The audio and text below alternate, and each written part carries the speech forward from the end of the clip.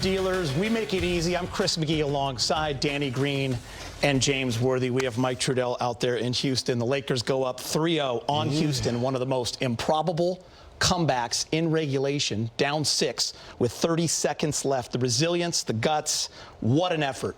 The brilliance of 41-year-old LeBron James. The toughness and clutch play from veteran Marcus Smart. Put into words, big game, this win and what we just saw. How about I put it into action? Yes. A little word to clap. I feel like getting up on the table tonight because that was a big game. I'm too heavy for the table, guys. I don't want to crash. Geeter, I just can't understand how great LeBron is at his age. And he's led in championships. He's led his whole career, and tonight he did it again. My choice to take the shot, Marcus Smart. Oof. You don't have to shoot the ball well to be effective, and he was more effective without shooting the ball than he was making it. Free throws, steals, clutch play. Rui recognizing that he's got to step up a little bit. Yeah, it was a tough game in Houston. You know they were going to fight like dogs, and they did.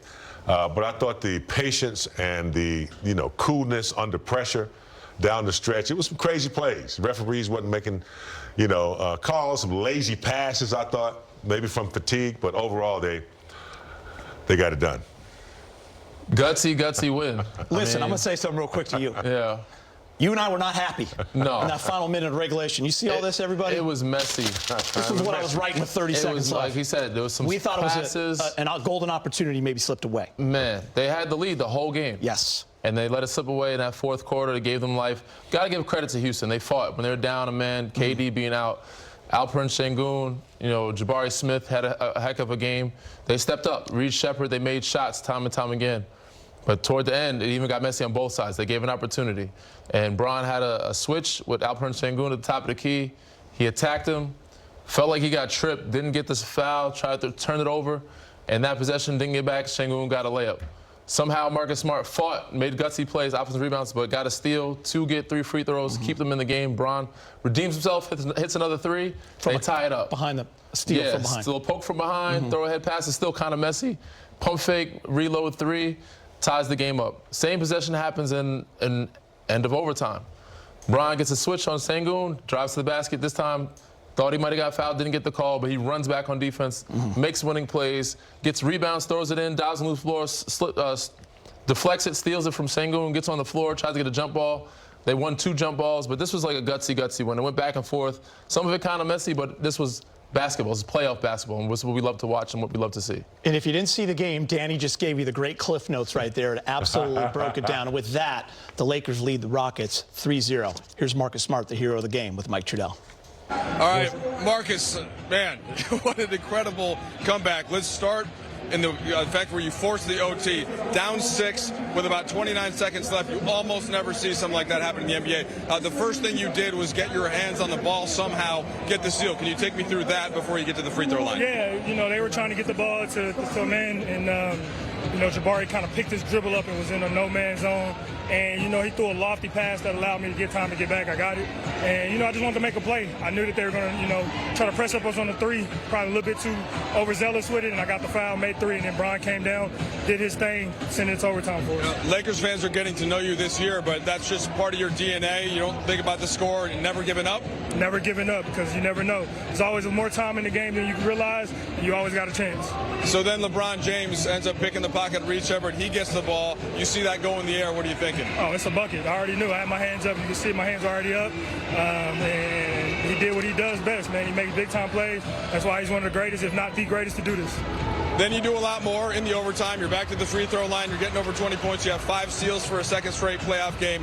What was the key in that OT to prevail? Just stay composed and go out there and, bring the fight. Throw the first punch. First 2 minutes of the game was going to determine it, and we came out hot. I know you've talked about how, you weren't sure what was going to happen after last season. How about where you are right now? All that you've been through, to be on the floor, to be making key plays. How much you appreciate that? Very grateful.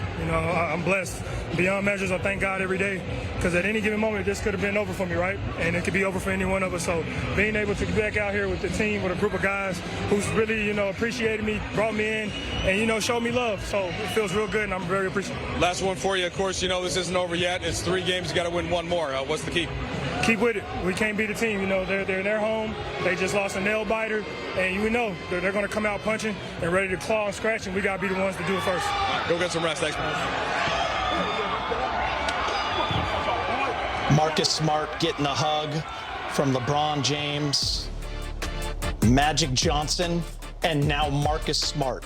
You see games 3 and 4 in the 1980 West semis, back-to-back games with 5 steals. Marcus did it round 1, 2026, games 2 and 3. You've heard him after game 2, and you heard him right there with Mike Trudell. Didn't know if he would be back after his unbelievable run with Boston. Spent 2 years in Memphis, injured, missed 2 years basically. But the Lakers did the analytics, they did the work on him, and they knew that he could still be a winning player and return to what he once was in this league. And he has shown that. The toughness, the clutch ability.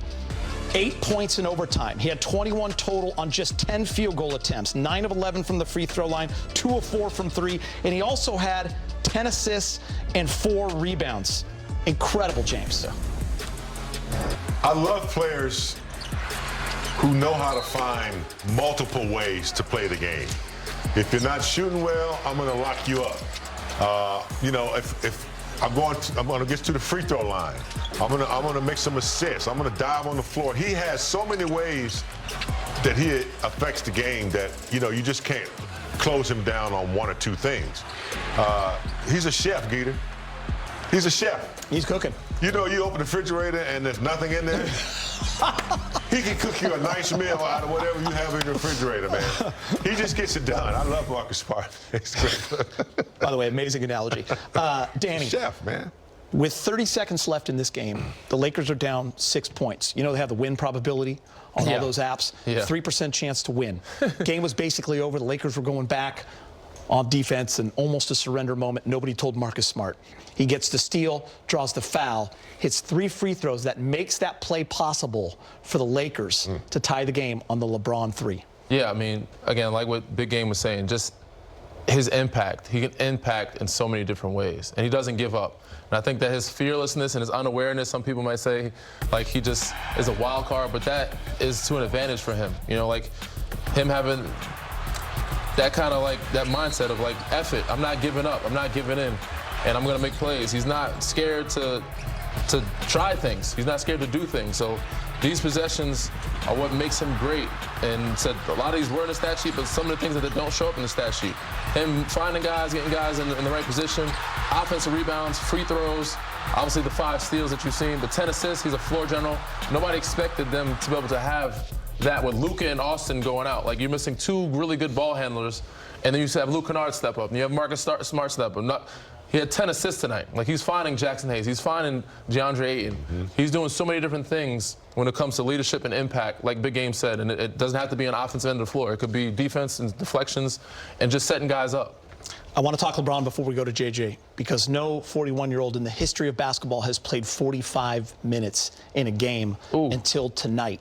He had 29 points on 10 of 22. He was 4 of 9 from 3. He had 13 rebounds, 6 assists, and 3 steals. And one of the biggest shots of the year, the double pump 3 in front of the Rockets bench to tie the game. Running out of ways to describe what LeBron James means to teams and what he's able to do on the basketball court, even in year 23. And I've run out of words to describe it, so I'm going to hand it to Danny. Yeah. I don't know what to say about it. He's just an amazing player. Word in the book. I don't have as many vocabs that he has, skills in his tool shed, because some people have 2 boxes. He has a tool shed. So many, but he's just incredible. An amazing athlete, unbelievable, astounding, astonishing. I mean, you think of all of the synonyms that you can think of that describes greatness. He's got it, So time and time again, and people talk about how he's not clutch. He's always showing in those moments, giving his team a chance to stay in the game, win games, because he's so clutch and because of how high IQ he has. And then when you add that with other guys that can help lift you up, like a Marcus Smart with an offensive rebound, or a Luke Kennard who's high IQ as well, can set the table a little bit, knock down a shot. it opens up the floor so much for those guys and for him to be at his best and show LeBron James like, you know, the 2010 LeBron James, his younger self, and he kind of turned back the clock a little bit. But yeah, there's so many words to describe his greatness that I can't even think of him. There's not enough, really. I don't know how to even say I'm it. curious. He has never been hit time to get his ass like kicked this. right now. He's absolutely getting his ass kicked. And James, this is not 2019, 2020 LeBron, who was 34 and 35 years old, playing with Danny, when the Lakers were by far and away the best team in the league, and he and AD and Danny were running people out of the gym and winning a title. This is LeBron at 41, minus Luka Doncic and Austin Reeves, and him leading this Laker team to a 3-0 lead over a Houston team that won 53 games. Yeah, I've said it a couple times on this show. The Brad Pitt movie. What is it? Benjamin Button. Benjamin Button. Benjamin King Button, man. Yeah, I mean, Geeter, when you have that much knowledge and you keep yourself in pretty good shape, you have an edge because you have the experience, you have the knowledge, you're not going to panic. I think fatigue gets LeBron sometimes when he makes those little lazy passes, because he makes a few of them.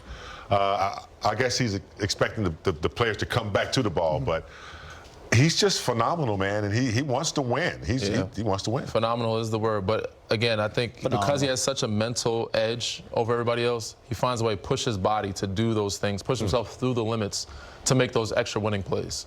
Time to hear from Coach JJ Redick, brought to you by your Toyota dealers. Both those guys made big-time plays, and before the game, at halftime, you know, we've talked for the last 10-plus days just about elevating everything, and there's a first road playoff game, and you have to elevate your poise, you have to elevate your composure, recognizing that there's going to be moments where the crowd's going crazy or you get down, they make a run, whatever it may be. We weathered a lot tonight. We weathered a lot of turnovers. I thought our defense was fantastic. And then in that moment, just to have the poise to just keep playing. And Smart made a huge play to get us into a one-possession game.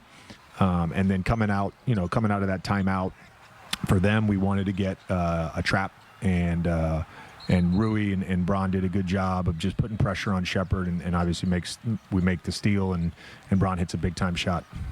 And what was it like, just the swings, the emotional swings? What was kind of your focus on the sideline? And what Next play. I mean, look, there's a lot of things that happened tonight that were not perfect, including, you know, some stuff I did. You know, there was one timeout that I wish I could have back, you know, where they had the ball and it was a need play, and wish I had made a different substitution. But you just got to get on to the next play, and that's to me, is that a hallmark of poise. That's a hallmark of composure. We certainly had a lot of discussions, both on the court and in timeouts, about correcting some things. You know, we probably made more mistakes tonight, and as a group, and not just, you know, the players. I mean, myself included, probably made more mistakes tonight. It's tough to win on the road in the playoffs, and again, even without KD, they're a great basketball team, and that was a huge test for us, especially in that moment when we're down 6. I'm sure there's plenty of the things that Marcus Smart does that are in the context of what you guys ask him to do as a coaching staff, but the stuff he does, like that, shooting the gap to get the steal with 30 seconds left, rebounds, lead it to 2 free throws to go up 4 in overtime. I imagine that's just him, right? And what's it like having a player that has that extra something to his game? Right. I mean, he's a winner. He makes winning plays. Obviously, the steal was huge. You know, the 2 plays in overtime that really got us the lead and kind of kept us in control of the overtime were on offensive rebounds. And that was, you know, Smart got one where he gets fouled, chucking the ball to half court. He ends up getting a layup on that play. So as much as we have emphasized their offensive rebounding, we also want to crash. We also want to get extra possessions, and those 2 guys made 2 of the biggest plays of the night. Listen, we usually don't do this. We're not even going to show you the first half. Just know that the Lakers played great, all right, and they were up 11. They were up good. They were up 11. All right, let's just start you in the third quarter, because we got to show you the point doubles, 40-year-older in NBA playoff history. LeBron now has another record 4, and Kareem Abdul-Jabbar with 3. Danny, you got great shoes. Yeah. Your look is on point. Why not? Thank you, man. I appreciate Your family's it. happy. I'm trying to keep up with you guys. Get over there and break it down. Give a little breakdown. Winning plays, of what was Danny. happening in winning plays. And it started with Marcus Smart. Obviously, he does it on defense, but this time it was offense. He usually gets that deep. We get a little pick and roll action. He said, no, Bron, stay right there. I got him in the post. No worries. Turn around, fade. I got Reed Shepard on me. They know he's the smaller player, and they can go at him. Again, Marcus Smart gets it down deep in that post area, spins off him, gets it easy, let him go one-on-one, putting pressure on the defense. Right here is LeBron James, defensively, being a wide receiver, chasing guys at 41 years old, chasing the young fella down, getting the back tap. This is one of the plays of the game, but not the play of the game for me. Throws it ahead. Gets it back to Luke Kennard. Luke Kennard pump fake, swing it right back to him. Fine, LeBron James, knowing he's a clutch guy and he's going to knock down the shot. Pump fake, let him fly by. Cash. And here, got offensive rebounds. This is what kept him in the game as well. Rui. Oh, Rui. Saving the pass, swinging it. This is beautiful basketball. Pump fakes, little penetration, swing, get off it quick.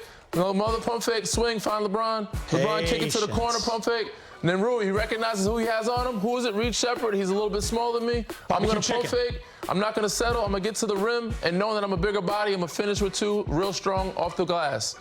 Marcus Smart knows who's guarding him. Put him in action. This is what the playoffs are about, getting the mismatch. Make sure you get him a switch. Bron's got the switch. He settles. Marcus Smart notices that Jason Tate is watching, or is that Tari Eason, watching LeBron. He has a free run. This is the play of the game. Gets to the glass with 2 hands, gets the tip in to get 2 free throws to get them up a comfortable lead, up by 4. These are the plays that kept them in the game. These are the plays that got them back in the game. And, got them over that hump. So, is that your second one? These are winning plays. Winning plays. 360 worthy clap. That's a 360 worthy clap. Yeah, there you go. Hey, could you guys give me a tape of that? Epic.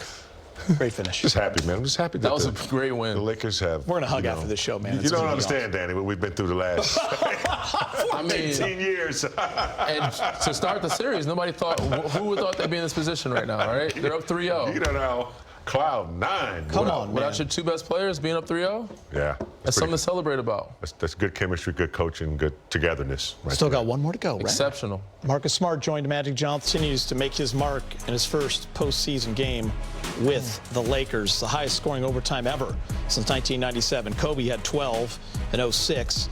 He had 8 against the Pacers in Game 4 in 2000, and then Marcus Smart 8 tonight. Here he is with the media. Marcus, we've talked to you just about this before. Haven't missed the playoffs since, 2023?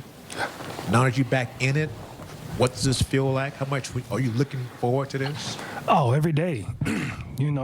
This is, when you were sitting at home on your couch as a kid growing up, you watching the playoffs, this is what you dream of being involved in, one of those games, right? And then to not be in the playoffs, the last 2 to 3 years for me, it just sucked. I got to watch some good basketball, and it's just like, damn, I'm a competitor. I want to be out there playing too. So to be back out there, it's a great feeling. Marcus, you guys are down 6 with 27 seconds to go in regulation. You're able to get a steal and then quickly turn it into a free throw opportunity. What'd you see, and how were you able to make that play happen? Just make a play. My instincts, right? We knew that they were going to try to ice the game, right? And we needed to make a play. And just using my instincts, Jabari Smith, I think it was him who made the pass, and I just kind of stunned it to see what he does. He picked his dribble up, and now he's in no man's land, and he threw a loft pass for me to recover, and I got it. And as I looked up the clock, I seen, Tate running really fast, and I'm like, okay, is he probably not going to be able to stop in time? So I just pulled up right away, and he ran right under me. Exactly what happened. So it was a smart play. That's part of my being a vet and my vet savvy. Been in the league for 12 years. I picked up some tricks from some guys, right? So that helped us a lot. Marcus, Jackson just said in the other room, it feels like you guys are playing every game as if it's your last game right now. What does that kind of mentality mean to you, to hear that from, a younger teammate like that, and kind of you guys build back a way to win this game when it seemed fairly unlikely under a minute to go? Love it. I mean, I've been talking to the guys, since I got here. You got to leave it all on the court, because you never know. And that's been my motto since I got in this league. Just play and leave it all on the court, because you never know, it could be taken away at any given moment, right? And with two of our best players down, we got to play desperate. We got to be the most desperate team, and that's how we've been playing. And that's how we win it, right? The chemistry is being built because of that, and you're starting to see guys' confidence go up because of that. Marcus, obviously, the Rockets are going to come out desperate in Game 4 to avoid elimination, but you guys have an opportunity to win on Sunday, advance to the second round. Do you even allow yourself to think about what advancing in 4 would do for you guys, Nope. whether it's Luka and Austin? So I guess what was the message from JJ in that regard for Sunday in the locker room? Got one more. It's not over. We got one more, and we're in their home, and nobody wants to get embarrassed in their home, and we got them in a nail biter tonight, so it's one more. We can't worry about what happens after that, because we got to take care of that. So we'll worry about that after the game. Right now, Sunday is the only thing on our mind. All right, take a look at the NBA playoff bracket. We'll start with the East. It's all tied up with Detroit and Orlando as they head to Disney World. 1-1. Cleveland 2-1 over Toronto. How about them Hawks winning games 2 and 3? Yeah. Clutch. They are up 2-1. They're fun and young. Boston in an absolute battle with Philly wins a close one to go up 2-1. To the West we go. Thunder up 2-0. Lakers 3-0. Minnesota beating down Denver in Game 3 to take a 2-1 lead, and the San Antonio Spurs, Portland Trail Blazers, Allie on the sideline for that one. That is 58-48 Blazers with no Wemby playing for the Spurs. Rui is with Mike Trudell in the media. Where do you think just the kind of the composure and just with Marcus and with LeBron and everybody who's on the court in that final minute when you're down 6, but right when Marcus gets that steal, what does that say about the journey you guys have been on this year? I think our mentality was, never give up. We knew he was down 6. I think we haven't gotten in a situation like that, especially in this series. So we were a little bit down, feel a little in the timeout. We're like, we got to do something about it. And I think Marcus made a big play, the steal, and the foul on 3, he made all three free throws, right? He did. And LeBron made a big time threes, it was just crazy, it was so quick, everything happened really, fast. But yeah, I think, it was a team win. Going back to the first quarter, you had was it 14 or 16? I think. Yeah, 16. Yeah, 16 in that first quarter, and everything's going in perfect from the field. The first quarter. 16. Yeah, 16 in the first quarter. What were you seeing, and kind of did you feel like your team needed a lift offensively or able to provide? It was a matchup. What's his name? The Shepherd? Reed Shepherd. Yeah, he was guarding me. So we always talk about this whole series. We're gonna involve him in our offense, especially KD's out. We knew he was gonna play more, so we talked about it and exactly what we did, and they made adjustment, and yeah, they came back. But yeah, I think that was exactly what we walked on, and we practiced on, and we talk about it in the film, in the practice. So that's what we did exactly. You said that you guys were a little bit down late, just like the mood. Yeah. How did you guys not let that overtake you and were able to kind of still end up coming back and winning that? I think it was a mentality. We never give up. And especially the playoff, we always gotta fight through. If it was a regular season, I'm not gonna lie, we might probably just let it go. But it was a regular season. We knew it was something gonna happen always. And we literally fought through. So yeah, I think that's why you got that result. And we're back. LeBron James at the podium. LeBron, less than 30 seconds left, down 6. 99.9% of NBA games are over at that point.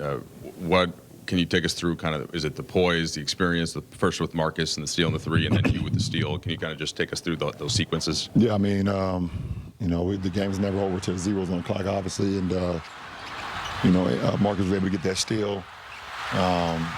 Jay-Sean fouled him for the 3, made all 3. They called timeout, and we went in with a game plan to, not foul right away. Try to make a play on the ball, see if we can create a turnover, extend the game a little bit. And I was able to get a back tap on Reed. We kicked it up, fumbled the ball a little bit. I tried to hit Luke for a 3, but I kind of fumbled a little bit, and they rotated to him. He threw it back to me, and I was able to tie it. So, and then, they came in with a game plan to get a ball to Sangoon to win it. And Jax did a great job of high hands on that possession. I was able to get a rebound and ultimately going into overtime. So we executed that game plan to a T to even force overtime. And then how do you keep composure going into the overtime itself? You barely sat in the second half and just kind of continuing to will yourself to try and get a win. Yeah, I mean, listen, we came that far, so, trying to see if I can make plays. Obviously my presence on the floor, is key for our ball club, but, I thought the guys did a great job, especially in overtime. I thought Marcus was great in overtime, hit the three, and away from their bench. I think Rui threw it over the top. He hit the three. He got to the free throw line, made free throws, and everybody kind of, chipped in. It was just a gutty win for us. Marcus has missed the playoffs the last 3 seasons. What do you think this means to him, and what is he showing you guys what it means to be in the playoffs again? Well, I can't speculate what it means to him. That would be a question for Marcus. I can't tell you what it, try to decide what it means for him, but I know what it means for me and for the ball club to have him. And, his will, his competitive nature. He's battle-tested, obviously, in his career. I've went against him in multiple series, so, I know what he brings to the table. And, he continues to, just kind of be that, that even kill.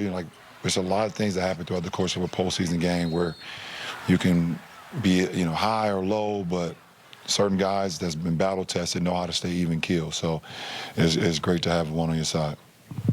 Just as a guy who's done so much in the game, how have you processed this challenge from April 2nd till now to be out to your major horses, as you called them the other day, and then have to kind of rework what you're going to do on the fly with the most important games coming up? Yeah, I mean, it's very challenging. I mean, listen, we've built our team the way we wanted to play throughout the course of a season. And obviously we had injuries throughout the course of the season, but that helped. That happens. It's a long marathon, and you hope that once you get to the sprint, which is the postseason, that you have your horses and everybody's in place and everybody has their role. Everybody know what their roles are, and we try to play it to a T. And obviously, the last week of the season, the last thing you will want or the last thing you even want to imagine or think about is, shit, 2 of your best players going down with injuries and not being ready for the postseason. So it was a shift for all of us. It's challenging for all of us. It's challenging for me. It's challenging for Marcus. It's challenging for Luke. For everybody. There's only a couple guys' roles that kind of stayed the same, and it's like, Jackson, DA, their roles stayed the same. But, Bronny stepping in and, playing, meaningful minutes, and Jake, and, it's just like everybody who's getting those minutes off the bit, everyone has to, do a little bit more, because of how much we're missing. So, like I said, it's a challenge for all of us, and, we're just trying to figure it out together on the fly. LeBron, you sat for, I think, 1 minute and 53 seconds, if my math is right, in the second half of that game. What were the conversations like with JJ and the way he managed timeouts? You were always, it looked like if there was a second to be had sitting down, you would take it during those timeouts. And how were you able to kind of keep your legs through that process? I think it's just preparing myself for these moments. Obviously, throughout the course of the game, we were trying to find ways where I could get a break or whatever the case may be. But the game was so close and it was like a possession game that, I felt like we could, really turn the game to benefit us and win the game. And if that meant that I didn't get a break and I had to dig deep or deeper without getting a break in order for us to possibly win a game and go up 3-0, then so be it. That's what it is. We don't play tomorrow. So I'll have an opportunity to rest all day tomorrow, rest as much as I can, and just kind of stay in the moment. And that's basically it. Last two. LeBron, Jackson said post-game, feels like the team's playing every game like it's their last of the year. How have you guys kind of embodied that must-win mindset for every single time you get on the floor, especially late in this game where you guys were down 6 with 25 seconds to go? I mean, what else are we gonna do? We don't have the luxury of thinking about maybe it's another game or it's a game, game 6, game 7. Like our only mindset is like the next game. Like we have to be in the moment. Like we are not. I keep harping on it. Like we're missing some very important pieces to our ball club. Like very important. Just thinking of the landscape of the postseason, I don't know if there's any other team that's missing their top 2 players, top 2 scorers. I know Embiid is out, right, for Philly. I know J-Dub just hurt his hamstring again, unfortunately. Yeah, Wemby. I think that's so like that's the last thing you would want is any of your guys, going down at this point in the season. So we don't have the luxury of like being passive or being complacent. Like we don't have the luxury to do that. So our whole mindset is like we have to do everything it takes in that particular game, in that particular moment, in that particular possession, in order for us to win basketball games. Because we don't have a long leash of error. We don't have a lot for error. Next up, Game 4 on Sunday, 6:30 on NBC. But as always, you joined us before for Access Sportsnet Lakers. And once it goes final, come back to us for post-game reaction and analysis. Our pregame coverage begins at 5:30. I love what the guys are saying there, and they bring up such good points. LeBron talking about any team that gets hurt, and we're seeing it throughout the playoffs. And the Lakers have had to deal with it. And as Jackson said, Marcus and LeBron, they're playing every game like they're down and the season's on the line. And that's the way they've had to do it this entire last couple of weeks. And to do it without 2 of your main ingredients and to still be able to put together 4 quarters. They had some letdowns, but to be able to put down 4 quarters and finish, that's just good leadership on LeBron and good chemistry by the team. Yeah, I mean, that mental approach trickles down to everybody. I think it starts with JJ, but you got to be desperate, and rightfully so. You're down bodies. You don't have the luxury, like he said, to give up or rest guys and like, oh, we have playing with house money. No. This is today. We have to win today. If not, there might not be a tomorrow for us. So they have to fight every day.